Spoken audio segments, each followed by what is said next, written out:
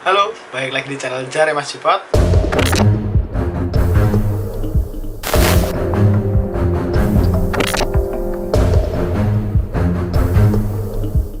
Ini video ngelanjutin video kemarin tentang hobiku, yaitu tentang basket. Ya, jadi kita udah bahas tentang istilah basic lapangan basket, nama-nama garisnya, terus spot-spotnya. Nah, ini mau lanjut lagi tentang lapangan lagi, tapi ini lebih ke nama-nama areanya. Ya, kemarin sempat ada area sih, kayak main area gitu. Kemarin basicnya, ini agak lebih detail lagi gitu. Jadi ternyata istilah basket ini oke banget, banyak banget. Kebetulan karena basket ditemuinya di Amerika dan beberapa istilahnya ya pasti dalam bahasa mereka, yaitu bahasa Inggris. Jadi beberapa istilah dalam bahasa Inggris. Nah, terkadang pelatih-pelatih itu kurang memberitahu atau kurang memberikan pengertian mengenai istilah-istilah. Dianggap pemainnya tuh paham, terutama di level SMP dan SMA. Dianggap pemainnya udah paham, padahal banyak sekali yang menurutku belum mengerti banyak. Gak usah jauh-jauh, ada beberapa di tingkat universitas pun kurang ngerti. Jadi tentang video istilah-istilah ini tuh nanti bakal aku tak bagi-bagi part. Karena kemarin sempat 10 menit videonya katanya kelamaan. Istilah yang pertama yaitu full court, ya, dari kata full court, jadi lapangan secara menyeluruh, penuh. Jadi itu seluruh lapangan namanya dengan full court. Biasanya istilah ini dipakai pas ngelakuin defense. Jadi waktu ngelakuin pertahanan biasanya ada strategi namanya kayak main to main full court press. Ya itu ngasih kode kalau ini dilakuinnya secara penuh. Jadi sering dipakainya kayak gitu. Jadi kayak misalnya untuk offense breaking full court press. Nah, jadi istilah kayak gitu. Kalau ada full pasti ada half. Nah, half court ini juga sama, jadi setengah lapangan aja. Itu biasanya dipakai juga di defense, kayak misalnya man to man half court press, yang biasanya 221, 122, bla bla bla bla, 111, 111, atau mungkin ya. Jadi sering dipakainya di situ. Kemudian setelah ada full court, ada half court.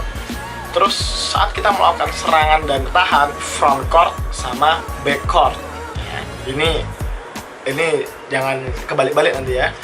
Jadi apa yang dikatakan front court? Jadi saat tim kita menyerang nih, kita melakukan serangan, front court kita adalah tempat pertahanannya lawan, itu front court kita. Dan tempat pertahanannya kita adalah back court kita.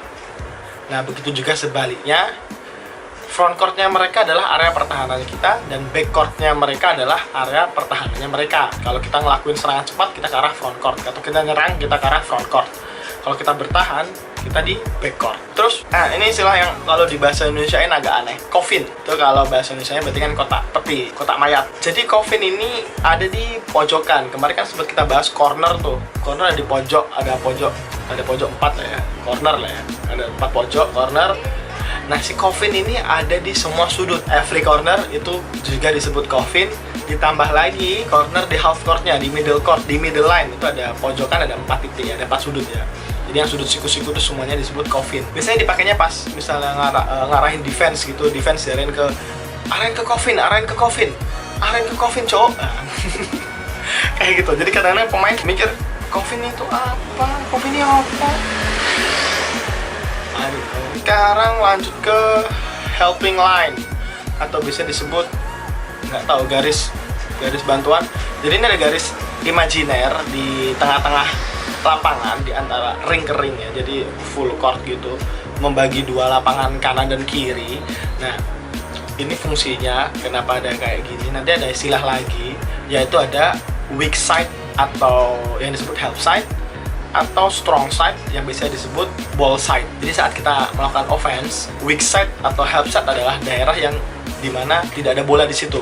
Jadi posisi bola di bagian sebelahnya, dibagi berdasarkan helping line tadi. Terus yang strong side atau ball side itu dimana bola berada. Pemain yang membawa bola di sebelah wing kiri ini adalah dia di bagian strong side. Nanti bayangin ada garis tengah-tengah, dan sebelah sana adalah weak side sebenarnya. Nah, biasanya itu juga dipakai untuk melakukan defense. Jadi kalau melakukan defense man to man yang benar, maksudnya yang udah benar mengenai help side-nya, biasanya saat bola berada di strong side, pemain yang ada di weak side akan bergeser ke helping line atau enggak ke berjaga-jaga di bagian help side. Jadi apabila terjadi terobosan ke tengah atau terjadi drive gitu, ada yang bantuin. Kenapa disebut helping? Mungkin di situ adalah ngebantu.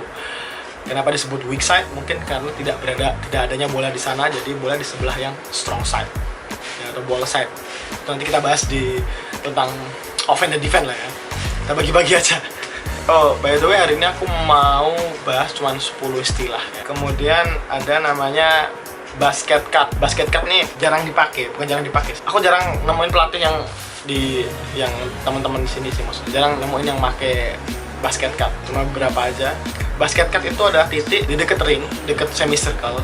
Itu tuh biasanya digunakan pas offense menggunakan motion atau enggak passing cutting. Pass and cut maksudnya, pass and cut. Jadi yang intinya gini, tiap bar passing langsung cutting, minta bola lagi. Dan waktu mereka cutting itu nanti akan ngelewatin yang namanya titiknya basket cut. Itu kayak rules gitu. Di saat sampai basket cut ini, pemain itu masuk ke dalam namanya area decision box. Wah, ini tambah satu lagi istilah, decision box ya. Decision box ini adalah kotak keputusan, dimana saat pemain nyampe ke decision box, itu pemain punya keputusan mau fill in the spot atau ngisi tempat yang kosong, atau mau ngelakuin screen, atau mau ngelakuin post up dan lain-lain. Jadi itu benar-benar kotak keputusan yang diputuskan sepersekian detik, karena kalau misalnya terlambat ya 3 second atau enggak nanti collision sama teman offense yang lain. Terus yang terakhir, perimeter.